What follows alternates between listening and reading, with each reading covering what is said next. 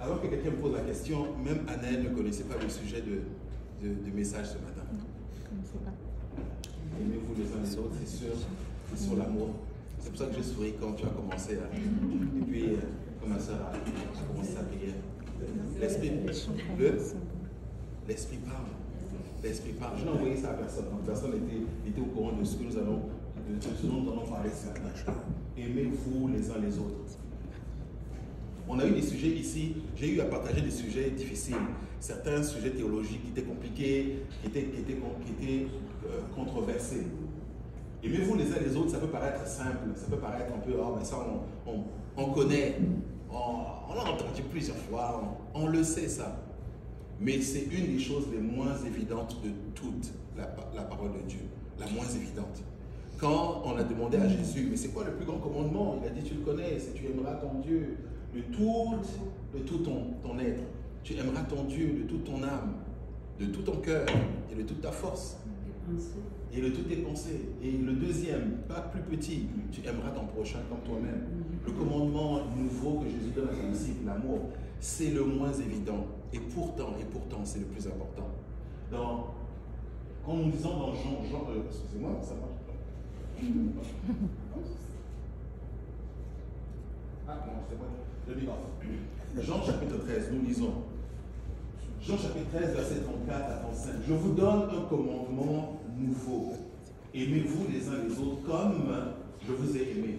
Vous aussi, aimez-vous les uns les autres. À ceci, tous connaîtront que vous êtes mes disciples, si vous avez de l'amour les uns pour les autres. Et plus tard, quand il est dans le jardin, il continue encore, il dit, comme le Père m'a aimé, de la même façon que le Père m'a aimé. Moi aussi, de la même façon, je vous ai aimé. Demeurez dans mon amour. Si vous gardez mes commandements, vous demeurerez dans mon amour, de même que j'ai gardé les commandements de mon Père et que je demeure dans son amour. Je vous ai dit ces choses afin que ma joie soit en vous et que votre joie soit parfaite.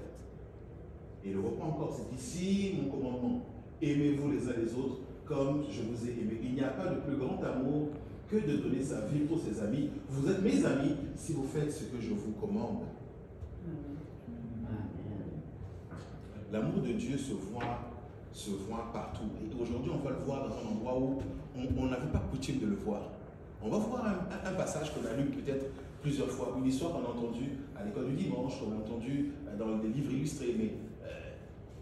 Et nous, quand on regardait ça, on se disait, oh, c'est une histoire de jugement, c'est une histoire d'amour, pas de jugement. On va voir ça d'un autre angle.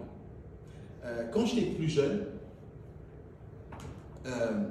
une des choses qui m'a éloigné de l'islam, oui, quand j'étais plus jeune, je vivais avec mon père en terre d'islam.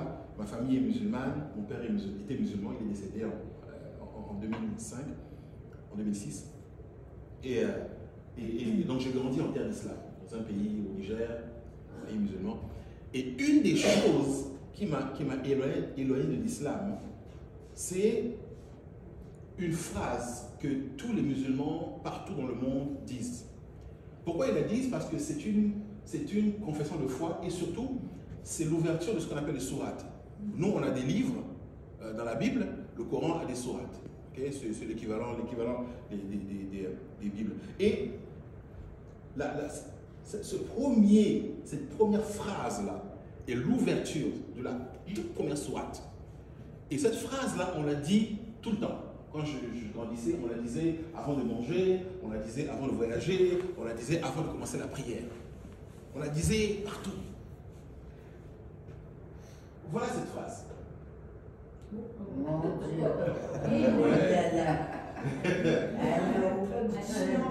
Bon, je vous rassure, moi non plus je ne lis pas l'arabe. Mais voilà comment on le lit en arabe. Bismillah, Ar-Rahman, Ar-Rahim.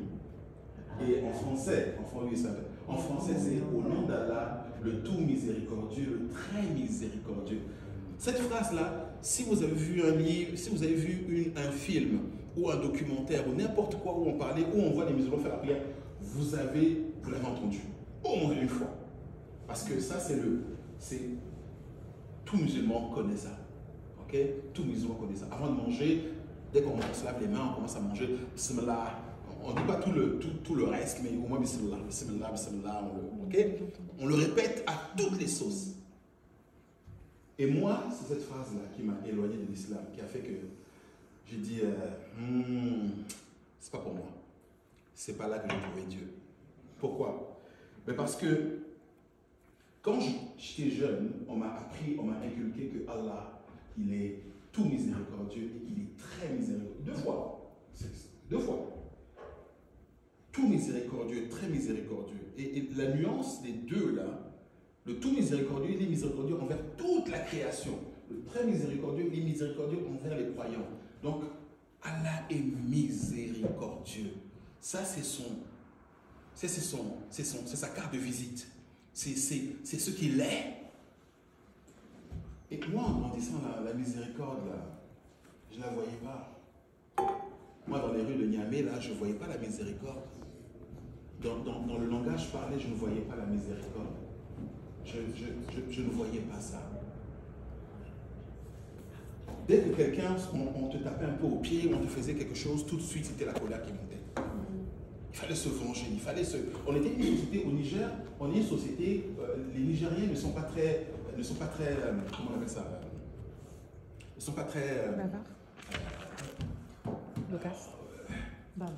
Pas bavards, mais ils ne sont pas très, on ne partage pas les sentiments. Sensible. On ne parle pas trop des sentiments. Okay? C'est une société qui ne parle pas trop de ses sentiments. Des sentiments. Le Réservé. Réservé. Ah, merci. Très réservé. Mais par contre, on garde. Et s'il y a l'occasion de mettre un coup de couteau, parce que là, il y a 1 an, il y a 2 ans, ou tel jour, tu m'avais, on le sait. C'est ça. C'est impitoyable. Et c'est pas. Même dans la langue, dans notre langue, quand je grandissais, il n'y a pas les verbes pour goûter. Hein? C'est voir. Je goûte. Ah, le sel, il y a beaucoup de sel. J'entends le sel. On ne dit pas je sens. Tout ce qui était sentiment, c'est pas dans le. J'ai mal, j'entends la douleur. Le sentir. Il y a pas le. Et quand je regarde ça, j'ai dit mais comment ça se fait que vous dites que Allah est miséricordieux, mais vous n'appliquez aucune miséricorde. Dès que quelqu'un a fait quelque chose, on veut le tuer.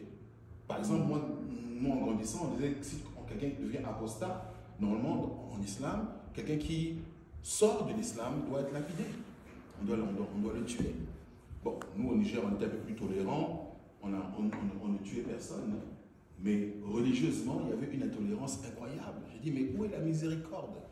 Et moi, étant petit, je me disais, comme est Allah, comme doivent être les musulmans.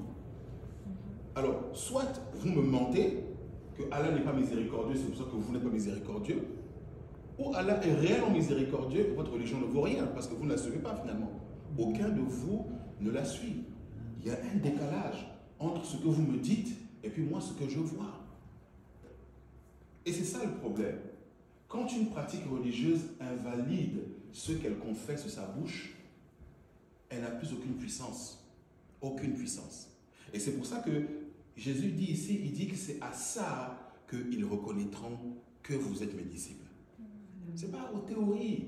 Parce que les théories, tout le monde en a. Les Hare Krishna vont ressortir les théories, en veux-tu, en voilà. Chacun a sa poutine à vendre. Chacun a sa théorie. Mais l'amour véritable qui vient de Dieu et qui se vit, c'est à ça qu'on reconnaît. Oh, ok, non. Ici, là, c'est pas pareil. Ici, c'est différent.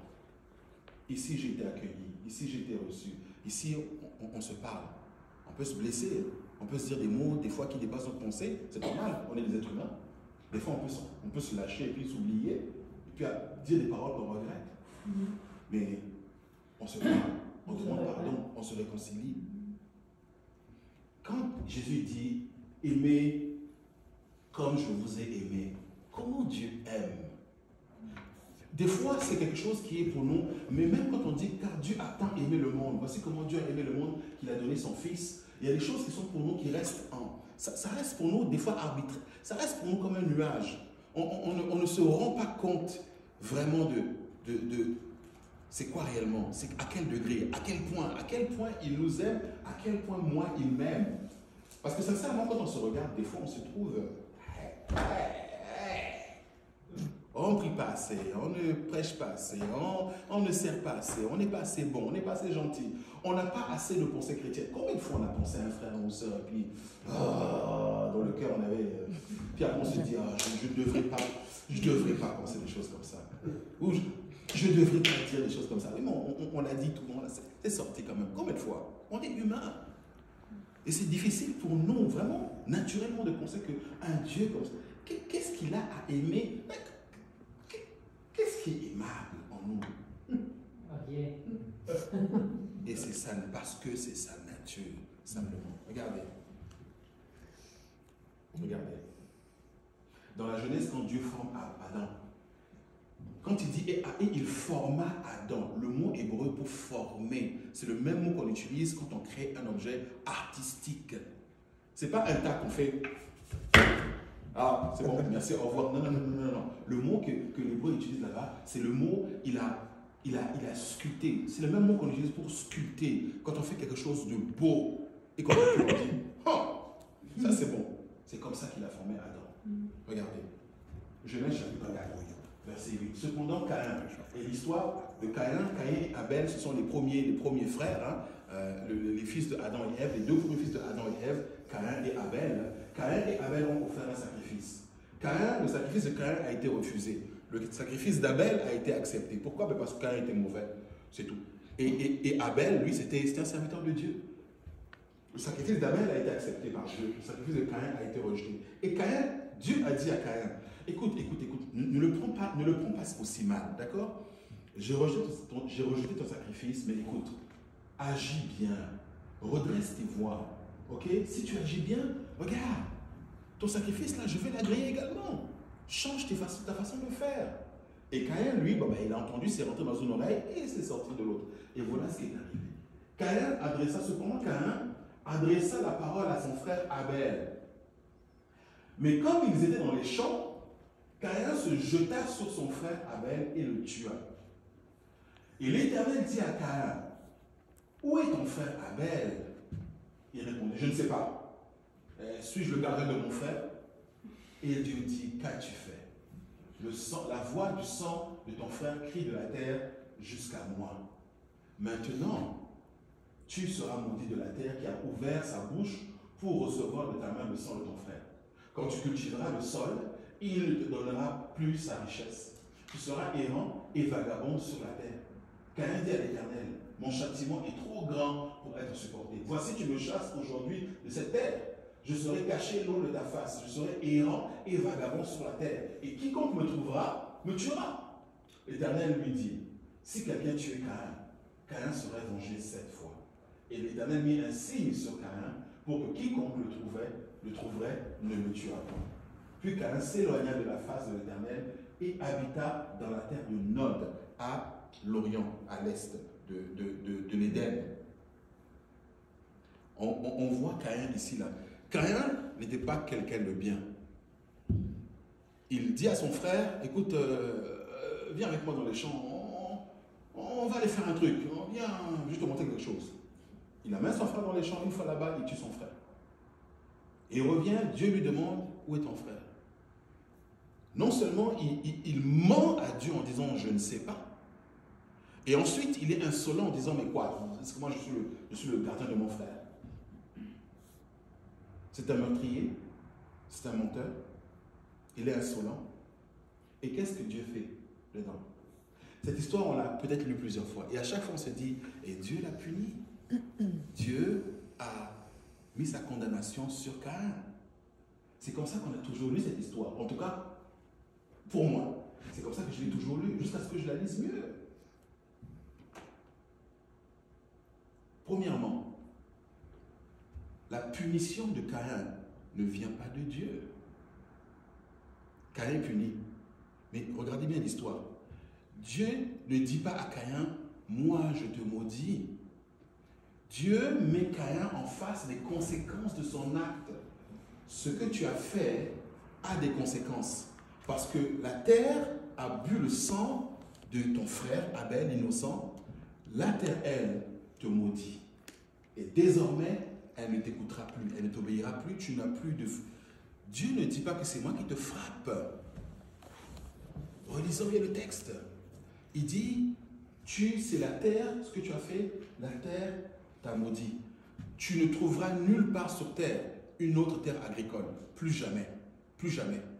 Tu es cultivateur, mais sache qu'elle ne donnera plus ton fruit. Mais si quelqu'un est un cultivateur et que partout où qu'il aille, la terre ne donne aucun fruit, il ne peut pas rester là.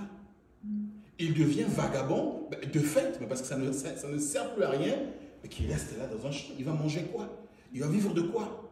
Si la terre ne produit plus son fruit. Dieu énonce à Caïn les faits. Ici, Dieu ne donne pas une condamnation. Mais Dieu lui fait bien comprendre que ce qu'il a fait là, c'est très grave. Au point où Adam qui avait maudit la terre, parce qu'il a transgressé mon ordre, désormais la terre, elle te maudit toi. Vous comprenez? Deuxièmement, on a souvent lu, oh mais et puis Dieu a chassé Caïn loin de sa face. Ce n'est pas vrai. L'expression loin de ta face est reprise 2 fois. Jamais Dieu ne la prononce. Jamais. C'est Caïn qui dit à Dieu, avant tu me punis, tu me chasses loin de ta face. C'est Caïn, ce n'est pas Dieu. C'est Caïn qui parle d'aller loin de la face de l'Éternel. Dieu n'a jamais dit à Caïn, va-t'en loin de ma face. C'est Caïn qui ne voulait absolument pas rester dans la présence de Dieu. Être, comme je dis, être sous le regard de Dieu. C'est Caïn, ce n'est pas Dieu.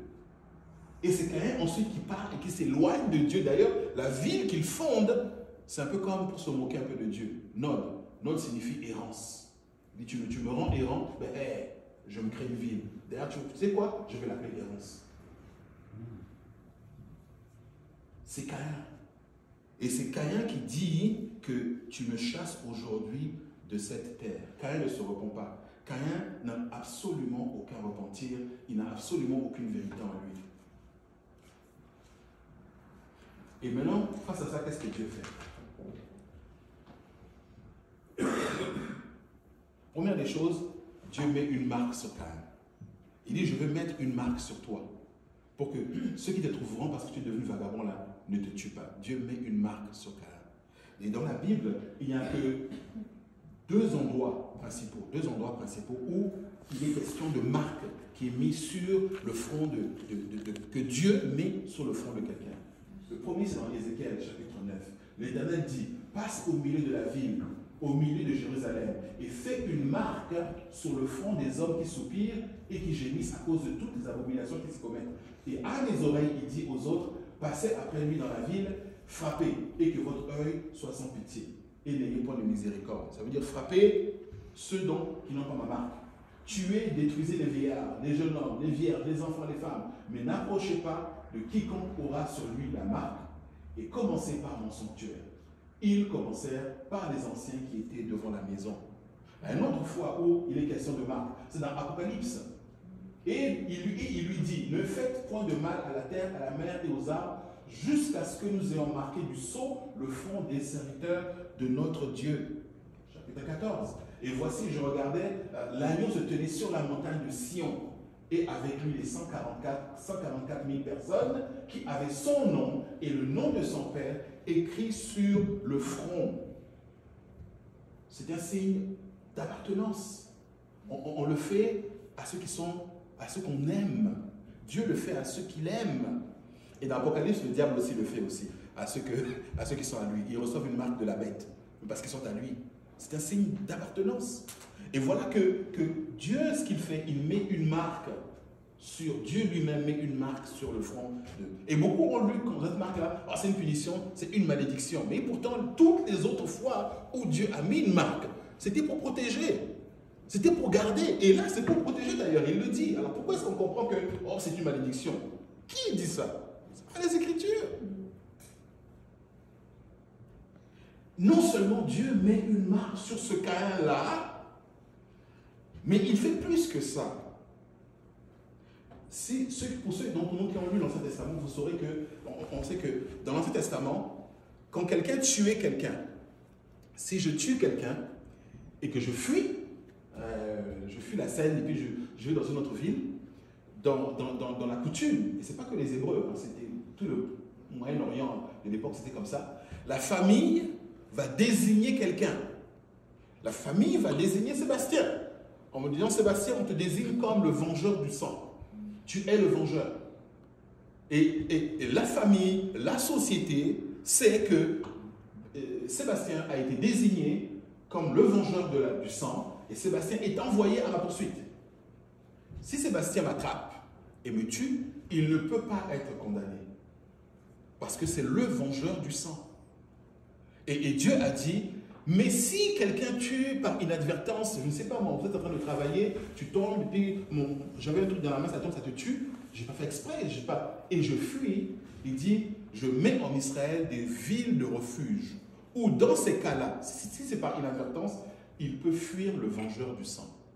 Et le vengeur ne peut pas rentrer dans ces villes-là, vous comprenez? Donc, ce système-là, aujourd'hui même, dans certaines parties du monde, ça a toujours cours également. Les vendettas, tu as tué mon frère, je tue ton cousin, toi tu as tué mon oncle, moi je tue, parce que c'est sans fin. Et aujourd'hui même dans certaines villes, hein, peut-être, je ne sais pas si c'est toujours le cas en Sicile, la dernière fois j'ai regardé Le Parrain 1, Le Parrain 2, Le Parrain 3, le film de Ford Coppola, et on montre toutes ces vengeances-là de tu as tué mon père, je tue ton frère, tu as tué mon frère, je tue ton cousin, c'est sans fin. C'est sans fin. Mais ce système-là était connu des Juifs, c'était connu. Et quand Moïse raconte et écrit la Genèse et instruit le peuple dans le désert, eux, ils savent de quoi ça parle. Ils connaissent ces choses-là. Parce que c'est des choses qui ne sont pas propres simplement à Israël. C'est propre à tout le bassin mésopotamien. C'est des pratiques courantes. Et voilà ce que Dieu dit. On venge sa famille. On venge ceux qu'on aime. Mon frère, mon père, mon cousin, ma tante que tu as tué, je vais le venger. Vous comprenez? Mais le vengeur du sang, quand il trouve le meurtrier, il le tue combien de fois? Une fois. Il peut le tuer 2 fois. Une fois qu'il est mort, c'est fini. Hein. Il le tue 1 fois. Mais on savait, c'est normal. C'est pas de penser qu'on peut tuer quelqu'un 5, c'est pas possible. On ne peut le venger qu'une seule fois. Et voilà ce que Dieu dit à Caïn. Pour revenir à Caïn, voilà ce que Dieu dit à Caïn. Si quelqu'un te tue, Caïn, c'est moi qui vais me charger de ça. Je te vengerai. Pas 1 fois. Moi, je te vengerai 7 fois. Est-ce que vous savez ce que... Vous comprenez ce que Dieu dit à Caïn? Tu m'es tellement cher. Je te vengerai pas 1 fois. Moi, je te vengerai 7 fois si jamais quelqu'un te tue. Il lui met une marque, la marque qu'il met sur ceux qui sont à lui. Et il dit que comme ça, quiconque te regarde là, ils ne te toucheront pas. Parce que c'est que, ouh, lui là, il est sous protection. Mais si jamais quelqu'un outrepasse, je me vengerai et je me vengerai 7 fois. Voilà comment Dieu a aimé un meurtrier. Voilà comment Dieu a aimé un meurtrier. Un meurtrier, un menteur, qui n'a absolument aucune repentance, qui ne voulait absolument rien savoir de lui, qui a dit que moi je m'en vais loin de ta face. Comme si de toute façon sur la terre on pouvait aller loin de Dieu quelque part, et c'est sur la terre. Mais c'est juste pour dire, moi je m'éloigne de Dieu. Regarde, aujourd'hui là, je ne veux même plus entendre parler de toi. Je ne veux plus entendre parler de toi. Et quand il est parti, il a eu toute sa génération après lui, il a eu 7, 8 générations après lui, et ça s'est fini dans le déluge, mais ça c'est une autre histoire. Mais voilà comment Dieu a aimé un homme qui non repentant, menteur, insolent, meurtrier, violent. Ça c'est l'amour que Dieu lui déploie. Combien de fois nous, à combien plus forte raison nous, combien plus forte raison? Est-ce que Dieu t'est apparu 1 fois et puis tu l'as envoyé paître? As-tu déjà parlé de manière, toi, insolente à Dieu? Dieu t'apparaît, un ange t'apparaît et puis tu lui parles de manière insolente? As-tu déjà fait ça? Jamais. Aucun de nous n'a fait la moitié, le quart, le dixième de ce que Caïn a fait. Et pourtant, Dieu, voilà comment Dieu l'a aimé. Et de même, de la même façon, Dieu nous a tellement aimés qu'il a envoyé son Fils. En fait, il est venu lui-même en son Fils. Parce que son Fils, c'est Dieu aussi. Il est venu en lui-même. Non seulement pour que nous ayons le pardon des péchés, je l'ai déjà dit ici, ce n'est pas que pour le pardon des péchés. Paul dit, oui, nous avons le pardon des péchés, oui, nous sommes libérés de la malédiction, oui, nous sommes justifiés devant Dieu, nous sommes déclarés justes. Mais Paul dit aussi une chose, nous sommes des enfants d'adoption. Dieu nous adopte. Dieu, dans son éternité, nous adopte, fait de nous ses enfants. Et pour qu'on sache que c'est vrai, Dieu, dans le Fils, a pris pour toute éternité la forme d'un homme. Pour toute éternité, c'est comme ça qu'il sera connu. Jésus-Christ, le roi des rois, le Seigneur des seigneurs. Et il nous apparaît sous la forme d'un homme. Jésus, voilà comment. On ne se rend toujours pas compte, mais quand on lit Jean, on voit que Jésus a été triplement rejeté dans ce monde. Triplement rejeté. Jean chapitre 1, verset 5. Et la lumière, lui, dans les ténèbres. Les ténèbres ne l'ont pas reçu. Il eut un homme, envoyé de Dieu. Son nom était Jean. Il vint pour servir de témoin, pour rendre témoignage de la lumière, afin que tous crussent par lui. Il n'était pas la lumière, mais il parut pour rendre témoignage de la lumière. Cette lumière était la véritable lumière qui, en venant dans le monde, éclaire tout homme. Elle était dans le monde, et le monde a été fait par elle. Et le monde ne l'a point connue. Elle est venue chez les siens, et les siens l'ont rejetée, triplement rejetée. Rejetée par l'ordre du monde, rejetée par les siens, rejetée par sa nation, rejetée par l'humanité. Il est arrivé, quand il est venu, il a été trahi et livré aux Juifs par un de ses proches, par un de ses disciples, par Judas, son numéro 2, son adjoint, Simon-Pierre, lui, l'a renié. 3 fois, l'a renié. Et dans Luc, on voit que Jésus, pendant qu'il le reniait, Jésus n'était pas loin. Et à un moment donné, Jésus s'est retourné. La 3e fois, Jésus s'est retourné à regarder Pierre. Pierre a regardé Jésus dans les yeux. Et Pierre est parti en pleurant. Les gens qu'il avait soignés, qu'il avait guéris, qu'il avait ressuscité certains, les gens qu'il avait restaurés, des boiteux qui s'est mis à marcher, des lépreux que personne ne touchait, qu'il a guéris. C'est même des aveugles qui voyaient la vue, des muets qui ne parlaient pas. Beaucoup de ceux-là ont retrouvé la parole juste pour dire « crucifie-le ». La ville à qui il a fait tellement de bien, la nation qu'il a sorti des ténèbres, il a amené une lumière mais admirable. Cette même nation-là, on l'a livré à Ponce Pilate, vas-y, crucifie-le. Est-ce que l'un de nous a été déjà un jour rejeté à ce point-là? À ce point-là, aucun de nous. On ne peut pas imaginer ce que ça fait. Car Dieu a tant aimé le monde qu'il a donné son Fils unique, ce qu'on récitait tout à l'heure. Celui qu'on appelle Maître, Seigneur, Roi des rois, il a subi tout ça pour nous. Mais nous, si un frère ou une soeur nous met une épine, on est prêt à déclencher le djihad. On est prêt à déclencher la 3e guerre mondiale. Pour une épine. On déclenche la guerre sainte. Lui, ce n'est pas juste une épine qu'il a subie. Lui, ce n'est pas juste des critiques là qu'il a subies. Il en a subi aussi, mais ce n'était pas juste des critiques. Il a subi des calomnies, mais ce n'était pas juste des calomnies que lui a subies. Quand on regarde ça, on te dit, oui, mais certains disent, oui, mais après tout, ce n'est que des coups de fouet. Plusieurs ont été fouettés. Ce n'était que la crucifixion, et puis plusieurs ont été crucifiés. Mais est-ce que plusieurs ont créé l'univers? Est-ce que plusieurs ont créé le bois sur lequel il a été cloué? L'air qu'on respirait? Le soleil qui éclairait? Les nuages dans le ciel? Le moindre atome? Est-ce que plusieurs étaient comme ça?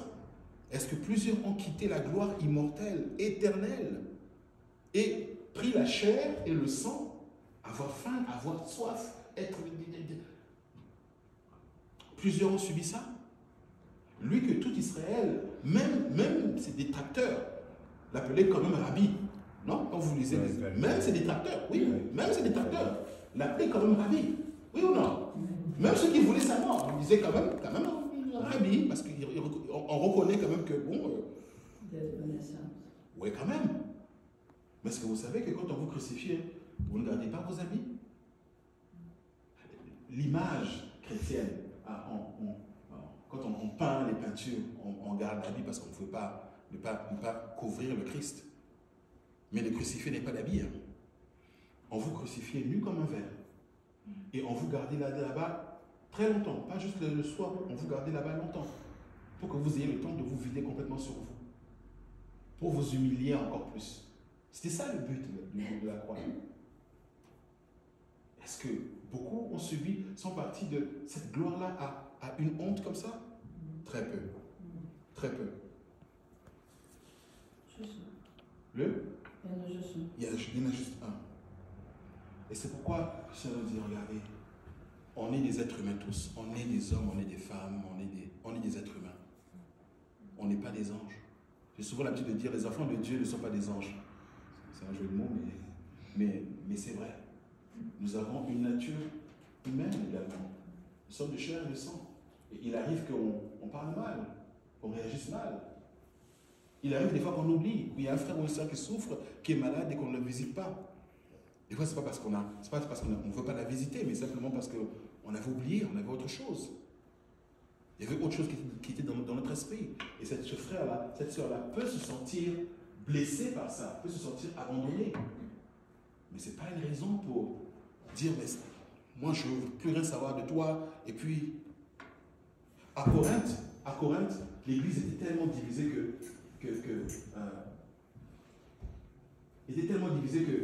il y avait de tels problèmes qu'il y avait des frères qui allaient même porter plainte contre d'autres frères au tribunal. Et Paul leur dit ceci, il dit, mais un frère plaide contre un frère, et cela devant des infidèles. Il dit, c'est déjà certes un défaut chez vous que d'avoir des procès les uns avec les autres. Mais il dit, pourquoi ne souffrez-vous pas plutôt quelque injustice? Si une injustice a été commise, je reconnais, mon fils, ma fille, je reconnais que c'est une injustice. Je sais que ce n'était pas bien. Mais plutôt que de faire déclencher une guerre, subis-la. Pardonne. Passe. Supportez l'injustice parce qu'on est des servantes et des servants et des servantes du Seigneur, du roi des rois. On supporte et on pardonne.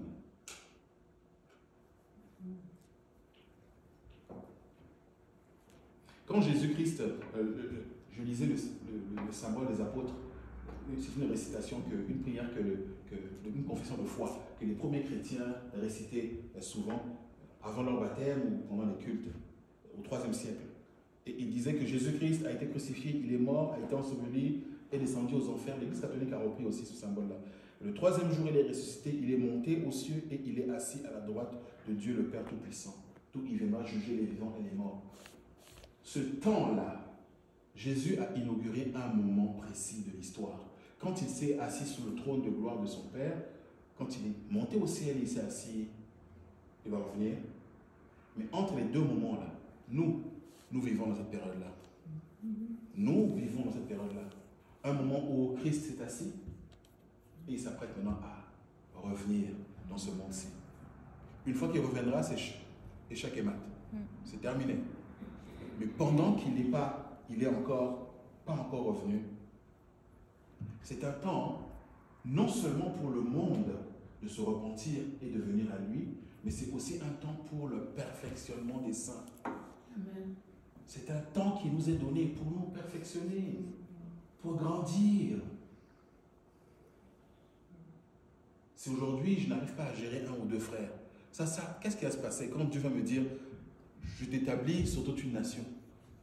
Maintenant que je viens gouverner ce monde-là, toi, va et puis prends le Québec, administre le Québec. Bon, j'espère que ce ne sera pas moi. Comment ça sera? On a ici les difficultés, les embûches, les critiques et tout ça là, ont juste un but, nous ralentir et nous empêcher d'œuvrer.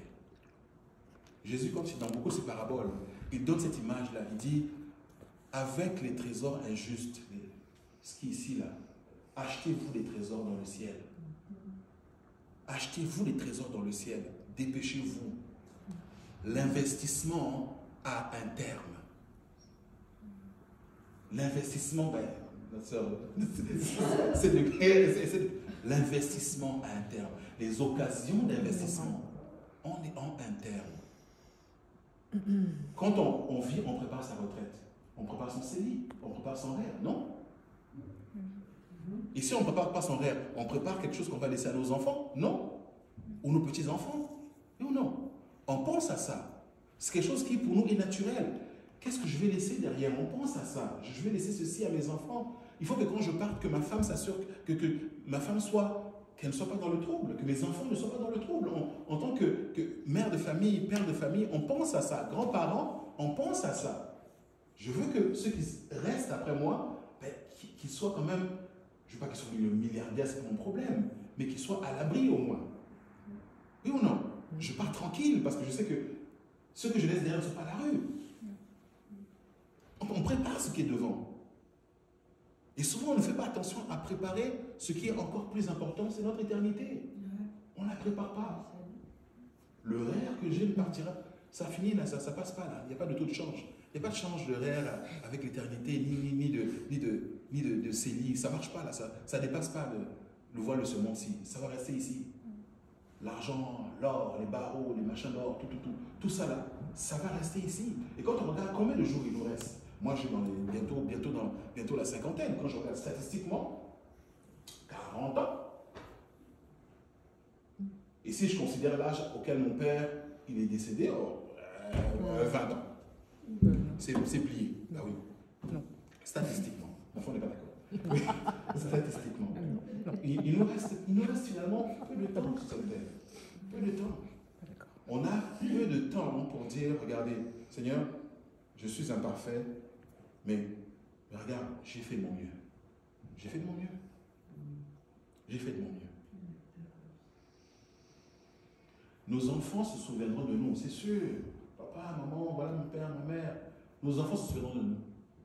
Nos petits-enfants aussi, parce qu'on a des relations avec eux, mais pas de la même façon dont se souviennent nos enfants. On n'a pas la même relation avec nos petits-enfants qu'avec nos enfants. Ils se souviendront de nous, mais d'une manière différente. Nos arrière-petits-enfants, ça commence déjà à être un peu moins. Et puis après cette génération-là, c'est fini. On tombera dans l'oubli. C'est pas un malheur, c'est comment ce monde fonctionne. C'est tout. Notre nom tombera, on tombera dans l'oubli. Au bout de 5, de 6, de 7 générations, c'est terminé. Pour ce monde-ci, ce sera comme si on n'avait pas existé. Certains me diront, oui, mais on a gardé quand même les Victor Hugo, les grands écrivains, on a leurs chansons, on a leurs écrits. Oui, on a leurs noms sur les documents, d'accord? Mais est-ce qu'on les connaît? Non. Qui était Victor Hugo? C'est quoi? Il mangeait quoi? Comment il était? Qu'est-ce qui le faisait rire? Quel était son caractère? Comment il aimait s'habiller? Quelle était sa couleur préférée? Quel était son plat préféré? On en sait. On ne le connaît pas. Tout ce qui va rester, c'est peut-être un nom quelque part. Mais nous serons oubliés. Effacés de la mémoire des hommes. Qu'est-ce que je vais emmener? Qu'est-ce qui va passer? Qu'est-ce que je vais emmener de l'autre côté?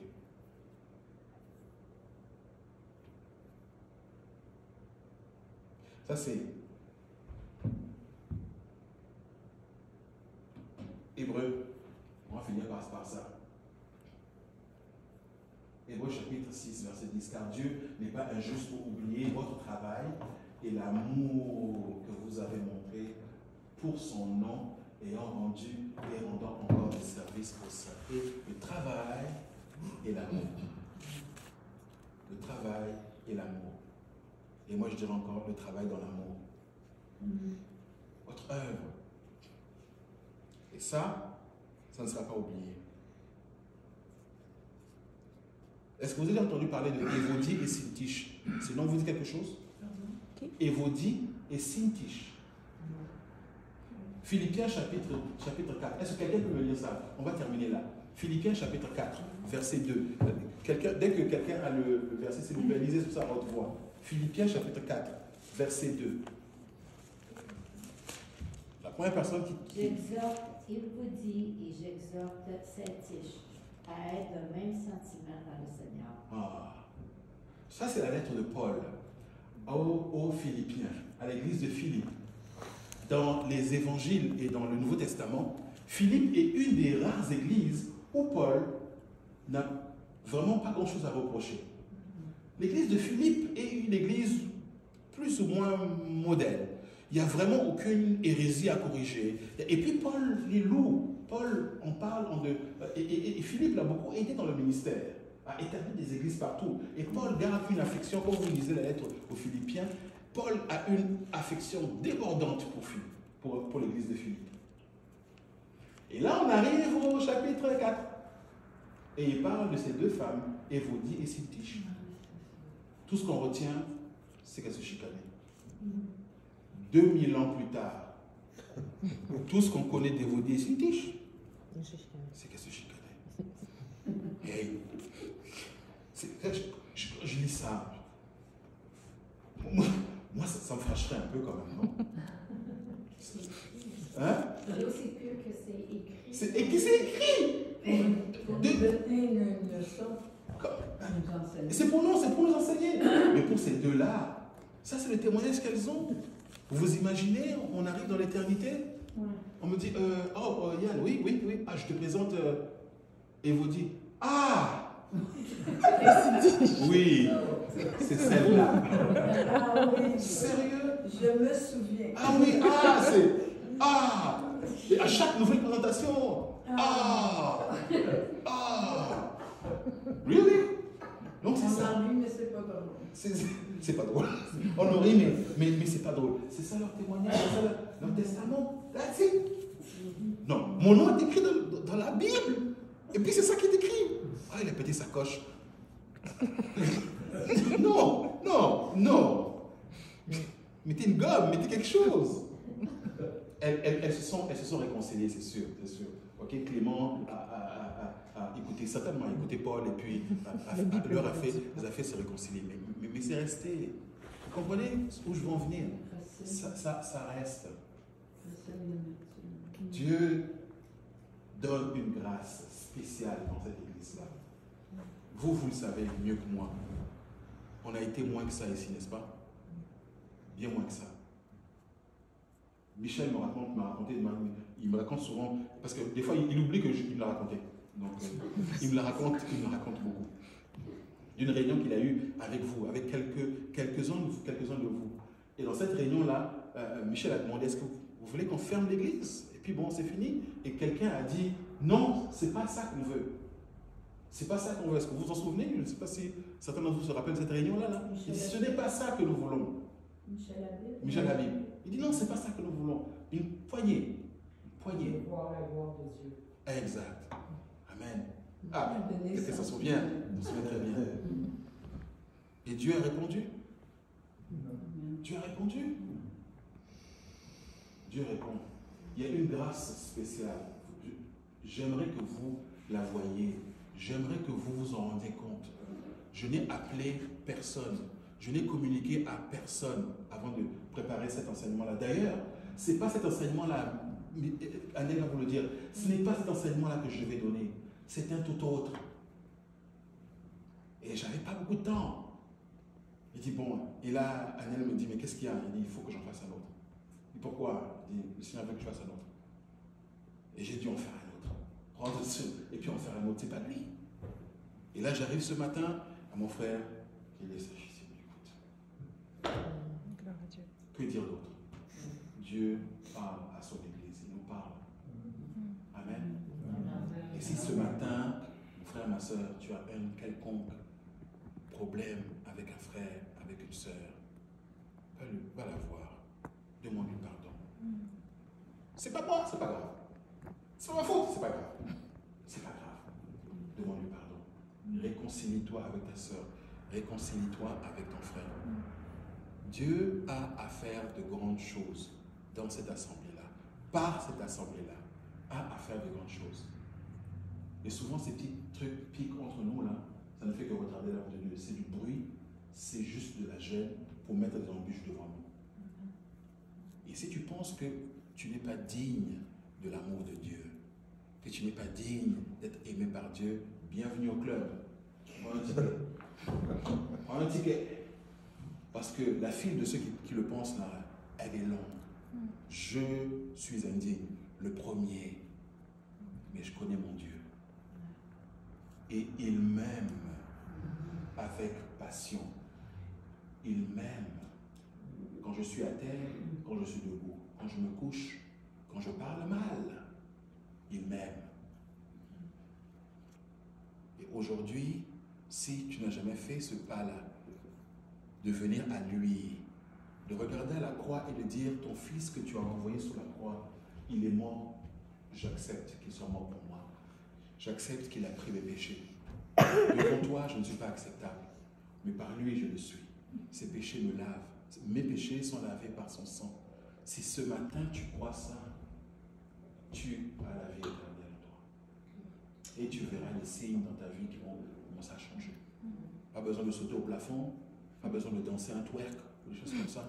Il faut simplement l'accepter. J'accepte que Jésus est mon Seigneur. Il est mon Seigneur. J'accepte. Il est mon Seigneur. Il est mort pour moi. Si tu l'acceptes de tout ton cœur, aujourd'hui, là, en cet instant, tu reçois encore la vie éternelle. Et ce n'est pas quelque chose que quelqu'un dit, des théorèmes, tu le verras dans ton cœur toi-même. Tu verras les changements dans ton esprit. Amen. Amen. Est-ce que je peux prier un petit instant? Et puis on va prendre un dernier chant ou un petit dernier chant? Bon, prenons un dernier chant. Et pendant que je vais prier un petit instant. Seigneur.